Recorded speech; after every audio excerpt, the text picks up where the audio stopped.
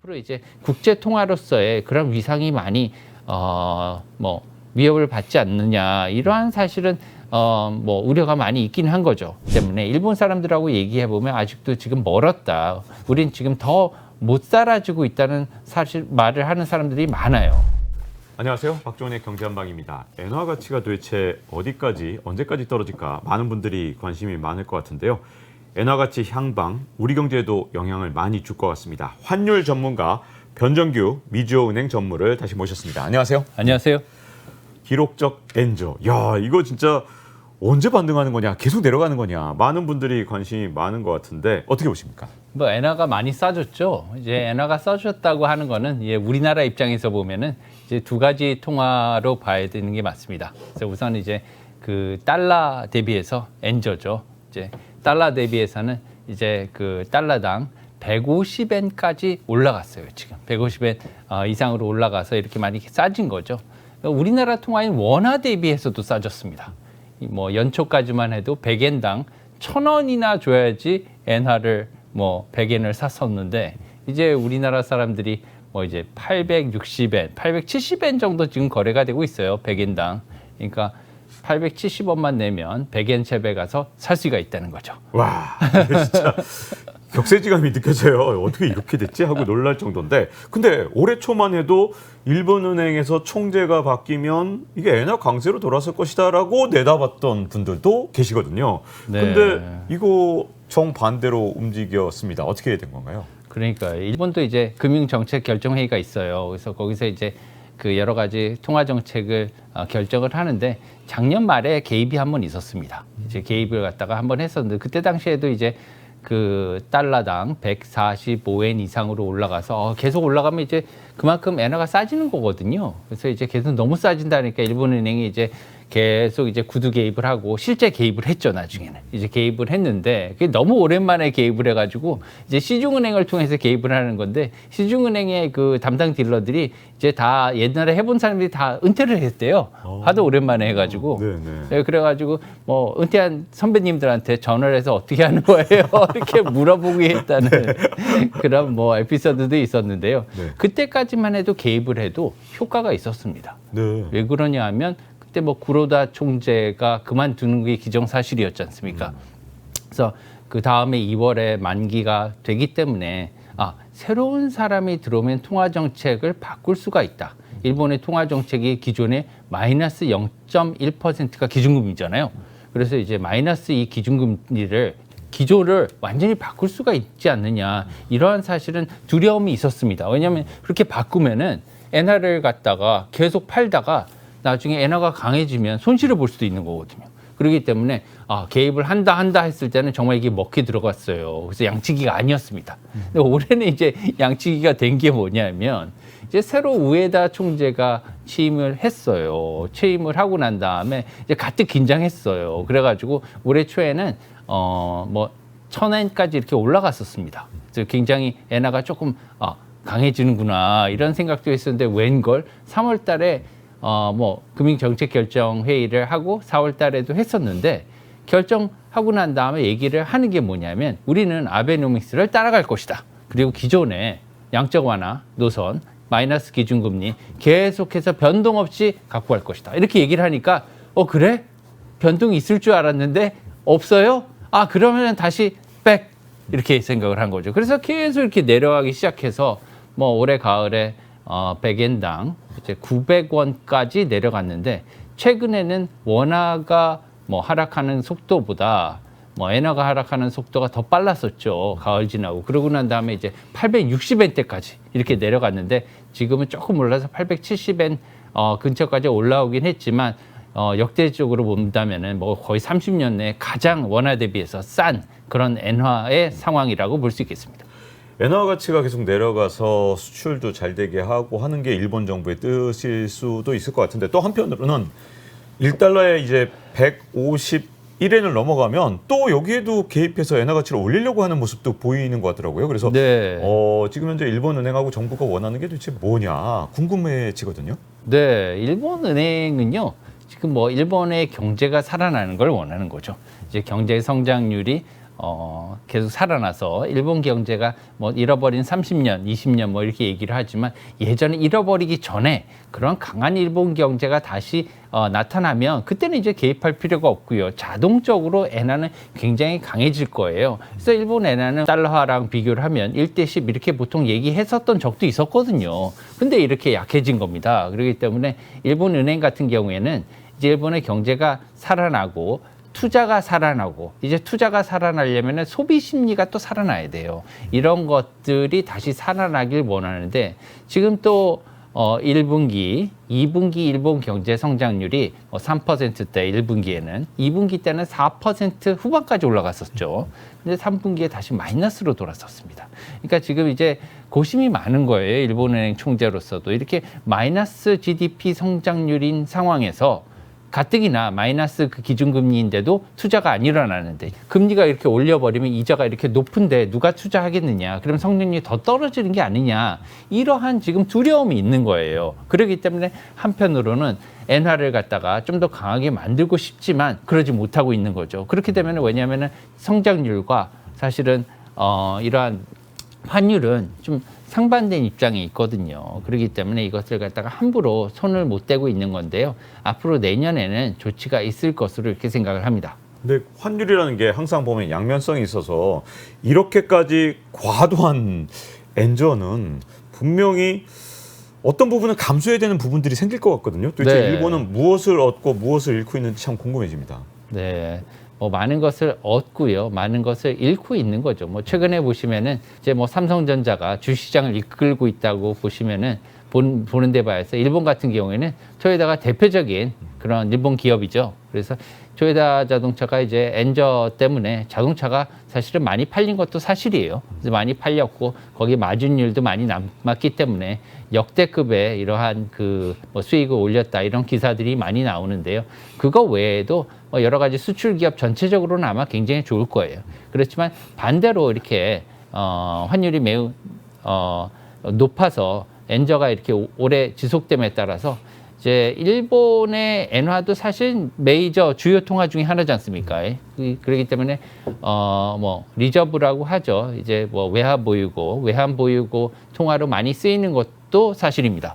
그렇기 때문에 외환 보유고로 일정 부분 달러를 제일 많이 갖고 있긴 하지만 국가들이 엔화도 있고요, 파운드도 있고 하지만 엔화도 사실 많이 보유하고 있는데 이 가치가 계속 떨어지는 거예요. 엔화의 가치가. 그러니까 엔화를 갖다가 투자하고 보유하려는 그런 심리가 많이 약해지겠죠. 특히나 이제 메이저 통화인데 이제 국제 통화로서의 그러한 그 사용이 줄어들다 보니까 앞으로 이제 국제 통화로서의 그런 위상이 많이 뭐 위협을 받지 않느냐 이러한 사실은 뭐 우려가 많이 있긴 한 거죠. 왜냐하면 계속해서 어떤 신뢰도가 떨어지면은 모든 걸 다 잃는 거 아닙니까? 그런 국가 신용도도 그렇고 이 통화에 대한 신뢰도도 가치가 계속 떨어지게 되면 남미를 한번 보십시오. 남미 통화 아무도 안 갔지 않습니까? 그래서 남미에서는 월급을 받으면 그것을 바로 달러나 다른 외국 통화로 바꾼다고 해요. 예.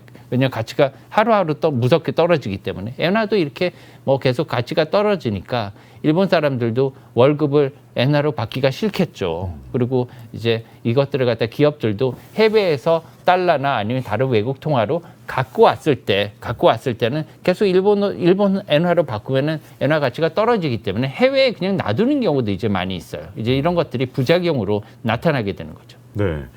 그래서 뭐 어쨌든 일본도 계속 엔저를 이렇게까지 방치는 못할 거다. 금리 정상화를 언젠가 하지 않겠느냐. 금리 정상에 고민이 있을 거다. 이런 얘기가 있었는데 여기에 이제 지난번에 나오셨을 때 임금 얘기를 해주셨거든요. 예. 임금이 이제 따라오게 되면 금리 정상화를 고민할 것이다. 이렇게 보신다면 이제 그럼 다 온 건가요? 어떻게 보시나요? 임금이 되게 중요해요. 이게 굉장히 중요한 이유가 뭐냐면 일본 사람들은 이제 20년 잃어버린 30년 너무 많이 이제 시간을 잃어버린 거죠. 그 동안에 이제 성장을 잃어버렸고요. 시간을 잃어버렸고 돈이 계속 올라야 되는데 임금이 안 올랐으니까 소득을 잃어버린 거예요. 그러니까 소득을 잃어버리니까 사람들이 쓰는 방법을 잃어버렸습니다. 잊어버린 거죠. 이제 쓰는 걸 잘 모르니까 이제 그 계속해서 저축을 많이 하게 되고 저축을 줄이더라도 뭐 돈을 갖고 있는 거예요. 그래서 소비가 안 늘어다 보니까 투자로 연결이 안 되는 이런 상황이 가장 큰 BOJ 일본은행의 고민입니다. 그래서 뭐 최근에 저희 그 뭐 신입사원 남자 사원이 이렇게 들어왔는데 저희 누가 그러더라고요. 뭐 결혼 잘하려면은 다른 것도 중요하고 하지만 일본 여자 생각해봐. 월급을 아무리 적게 갖고 와도 굉장히 효율적으로 잘 쓸 거야. 이렇게 얘기를 하더라고요. 왜냐하면 안 쓰는데 익숙해져 있기 때문에. 근데 이게 또 문제예요. 안 쓰게 되면 돈이 안 돌잖아요. 그래서 이런 것들도 이제 앞으로 소득을 갖다가 증대시키기 위해서 일본 정부와 일본은행이 여러 가지 협업을 할 건데요.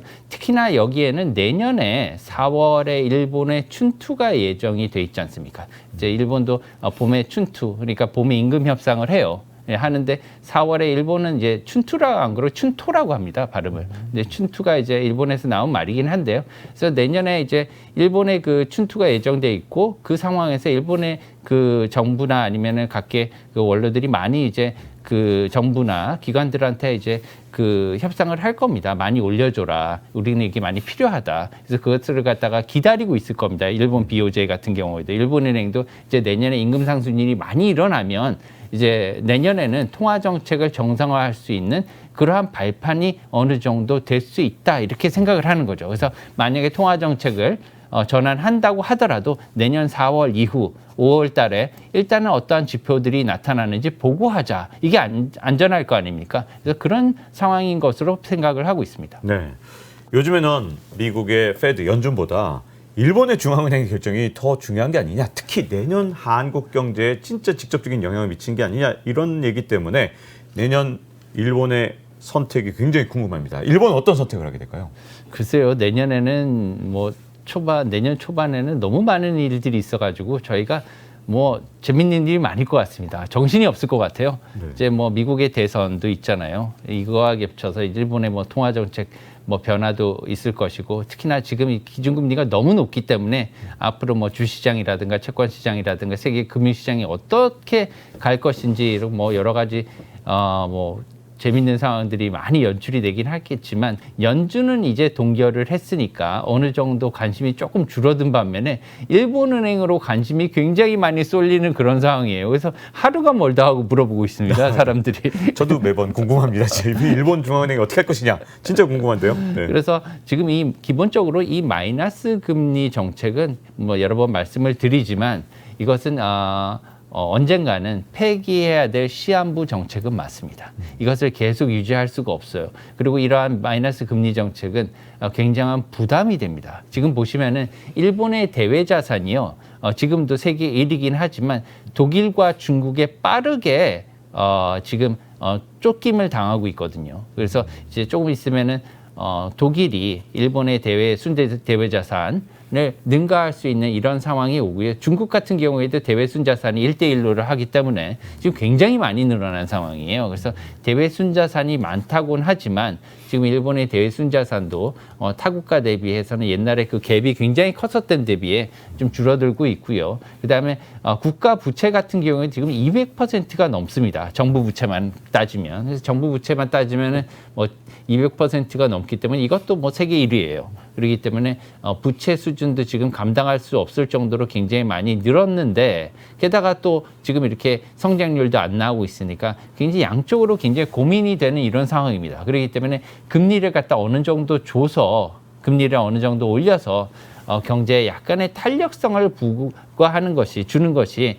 그래도 장기적으로는 낫지 않느냐 이런 얘기가 계속해서 일본 내에서 일어나고 있고요. 그런 얘기가 나오고 있고 이것을 어느 정도 받아들인 상태라고 생각을 합니다. 일본 뭐 은행이건 정부 그렇지만 아베노믹스를 갖다가 주장해오던 아베파 입장에서는 아베노믹스를 어떤 사람이 들어와서 바로 폐기하는 거에 대한 반발심도 있는 거예요. 지금 그래서 지금 우에다 총재가 마이너스 금리 정책에 대해서 어떠한 얘기를 하면 아베파는 굉장히 여기에 대해서 민감하게 반응하고 있습니다. 그렇기 때문에 아베노믹스에 손을 대면 가만 안 놔두겠다. 이런 말까지 한 사람도 있었죠. 얼마 전에. 그러니까 이런 것들을 보시면 아직도 여러 가지 고민해야 될 요소가 있지만 내년 4월 이후, 내년 봄 이후에는 정책의 변화를 예상할 수 있을 것 같고요. 환율 변화는 그에 앞서서 좀 빨리 일어납니다. 국제금융의 지표들은 보통 어떤 그 거래가 일어나기 전에 좀 일찍 일어나는 경향이 있죠. 지금 뭐 그 미국의 그 증시도 사실은 내년 2, 4분기부터 이제 턴어라운드를 할 것으로 생각했지만 지금 벌써 조금 빠르게 올라가고 있는 거지 않습니까? 그렇기 때문에 좀 선반영을 하는 이런 경우가 굉장히 많이 있어요. 그래서 내년 1, 4분기에는 그 약간의 턴어라운드가 있을 수가 있다. 이렇게 말씀을 드립니다. 네. 근데 이제 일본이 금리 정상화한다. 이게 관심을 가질 수밖에 없는 게 지금 미국하고 유럽이 다 긴축을 해서 돈줄을 다 쫙 짜맸는데 유일하게 돈을 풀던 나라가 지금 현재 선진국 중에선 일본 아닙니까? 맞습니다. 그런데 일본마저 이제 돈줄을 쥔다. 그러면 이게 글로벌 경제에 큰 영향을 줄 것 같은데 미국이 그 시점에 돈을 풀고 있을지 긴축을 계속하고 있는지에 따라서 또 글로벌 경제에 미치는 영향이 굉장히 달라지지 않을까요? 굉장히 중요한 이슈입니다. 왜냐하면 지금 일본의 그 유동성은 대부분 많이 나가 있는 상태잖아요. 왜냐하면 마이너스 금리이기 때문에 이것을 갖다가 뭐 대출을 해줄 유인도 별로 없고요. 대출에 대한 수요도 별로 없는 거잖아요. 왜냐하면 경제에 대한 투자 심리가 낮기 때문에. 그래서 이것들을 갖다가 외화로 바꿔서 뭐 금리가 높은 다른 외국으로 투자하는 것을 일명 뭐 엔캐리라고 이렇게 얘기를 했죠. 그래서 엔캐리 자금이 이렇게 많은데 이것이 한꺼번에 일본으로 들어오면은 어떻게 하느냐. 일본에서 여러 가지 부작용도 일어나고요. 다른 나라에서는 유동성 같은 경우에 많이 부족해서 이런 데 대한 걱정이 많이 일어날 것으로 생각을 합니다. 자본값이 비싸진다는 거죠. 돈값이 비싸지는 거죠. 그런데 당장은 이러한 걱정을 하지 않아도 된다 하는 게 제 결론입니다. 왜 그러냐면 지금 이제 일본에 투자를 하려고 하면 외국인들이 일본의 기준금리와 실질금리를 봐야 됩니다. 그걸 비교를 하면 일본의 실질금리는요. 다른 나라에 비해서 굉장히 낮아요.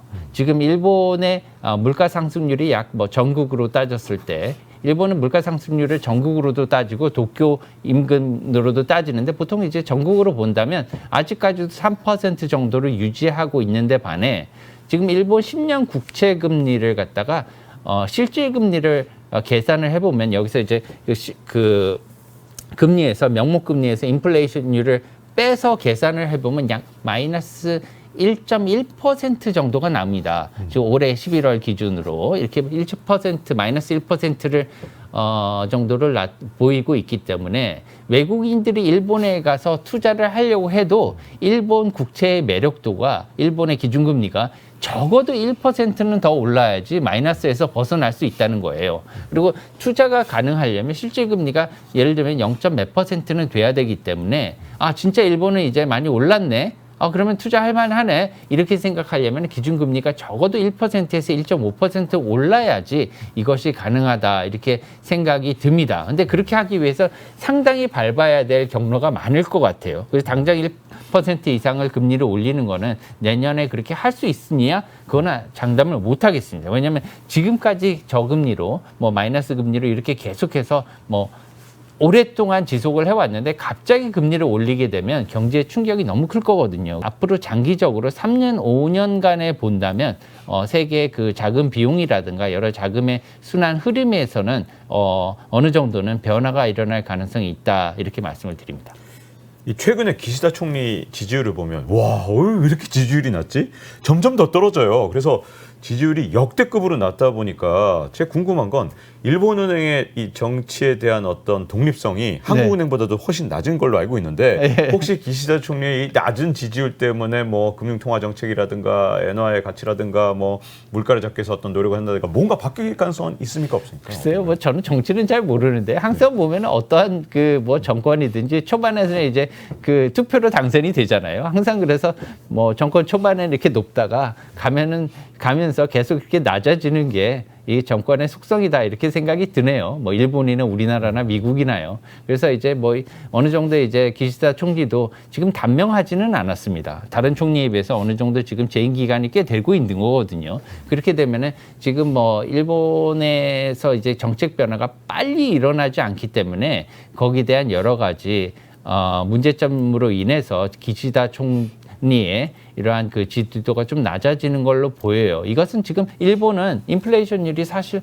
어느 정도 진행이 되고 있어요. 그리고 3% 정도 지금 전국적으로 일어나고 있고 그 외에도 뭐 임금 상승률은 거의 아직 미미하게 일어나고 있기 때문에 일본 사람들하고 얘기해 보면 아직도 지금 멀었다. 우린 지금 더 못 살아주고 있다는 사실 말을 하는 사람들이 많아요. 그렇기 때문에 뭐 생활고 때문에 이렇게 좀 그 지지도가 떨어지는 것 같고 이것을 일본 정부도 충분히 알고 있다고 생각합니다. 특히 일본 그 은행 같은 경우에 이것을 너무나 잘 알고 있기 때문에 계속해서 임금 인상을 정부에 요구를 하고 있는 거죠. 그래서 일본의 임금 인상률이 내년에는 정말 우리가 이때까지 봐왔던 그런 통상의 임금 인상률이 아니라 굉장히 큰 폭의 임금 인상률이 나타날 수가 있다. 이렇게 생각을 하고요. 만약에 그렇게 정말 대폭적인 임금 인상이 일어날 경우에는 인플레이션율이 굉장히 커지기 때문에 앞으로 그 일본의 엔화라든가 아니면 통화 정책의 전환에 좀 도움을 줄 수 있기는 하겠다 이렇게 생각을 합니다. 네. 아마 많은 분들이 이거 물어보실 것 같은데 엔테크. 네. 지금 관심 있는 분들이 굉장히 많은 것 같아요. 뭐 다양한 방법이 있을 것 같고 또 지금 시점이 들어갈 시점이냐 이렇게 질문들도 많을 것 같은데 어떻게 조언을 해주실까요? 좀 전에도 카톡이 하나 왔어요. 똑같은 걸로. 많이 물어보시는 것 같아요. 예, 엔테크요. 사실은 N을 투자한다는 것은 여러 가지 방법이 있죠. 뭐 예를 들면 가장 간단하게는 엔화를 그냥 매수해서 환전하는 수요가 있을 수도 있고요. 그리고 두 번째는 이제 금융기관을 통해서 금융 상품을 살 수가 있는 거죠. 뭐 ETF를 통해서 다양한 상품 요새는 뭐 ETF를 통해서 이렇게 상장된 여러 가지 뭐 채권형 ETF라든가 주식형 ETF라든가 아니면 부동산까지도 있어요. 그래서 여러 가지 상품들을 다 살 수가 있는데 또 아니면 일본에 가서 직접 환전을 해서 어떠한 자산을 살 수도 있는 거고요. 여러 가지 방법이 있고 있는데 그 중에서 제가 추천드리는 방법은 예를 들면 ETF나 여러 가지 금융 상품을 통해서 단기간이나 아니면은 중장기적으로 계획을 세워서 투자하는 방법을 권고드립니다. 왜냐하면은 그 엔화를 바로 어떠한 실수요가 있다고 하면 환전을 해서 갖고 계셔도 괜찮아요. 예를 들면 이것을 가지고 예를 들면 학비를 내겠다. 아니면은 일본에 가서 어떠한 부동산을 사겠다. 아니면은 이런 것들을 공장을 짓겠다. 이러한 용처는 충분히 그러한 그 니즈가 있기 때문에 실수요에 관계된 거기 때문에 좋다고 봅니다. 지금 N1 환율이 한 870원 정도 된다고 했었잖아요. 100원당. 근데 지금 이것도 지금 거의 이전에 30년 내에 가장 낮은 수준이기는 하거든요. 그렇기 때문에 사서 투자하는 데는 무리가 없어 보여요. 하지만 엔화를 그냥 사서 갖고 있는 것은 좀 무리가 있을 수 있습니다. 왜냐하면 엔화 같은 경우에는 매력이 없어서 이렇게 낮아지는 거거든요. 가치가. 그건 뭐니 이자가 없는 통화라는 겁니다. 그래서 갖고 계셔도 이자가 없고요. 은행에 가서 내가 조금이라도 이자를 줘. 내가 이것을 맡길게. 그래도 이자를 잘 안 줍니다. 이자가 없어요. 그렇기 때문에 오히려 돈을 내고 계좌를 만들려고 하는 경우도 있을 수가 있습니다. 왜냐하면 일본 엔화를 대출해서 쓸 그런 수요가 별로 없기 때문이죠. 그래서 받을 그런 수요도 별로 없는 거예요. 그래서 이제 엔화는 꼭 필요하면은 환전해서 사실 수도 있고요. 그리고 일본 그 엔화의 차익을 위해서는 지금 한 140엔 정도 되잖아요. 달러 엔 환율이 150엔 정도 되잖아요. 이것을 내년 초에 한 140엔 정도까지 내린다고 생각했을 때는 단기 ETF 정도 상품에 들면은 한 6% 내지 7%의 이익을 예상을 할 수 있으니까요. 그 정도까지는 괜찮다고 봅니다.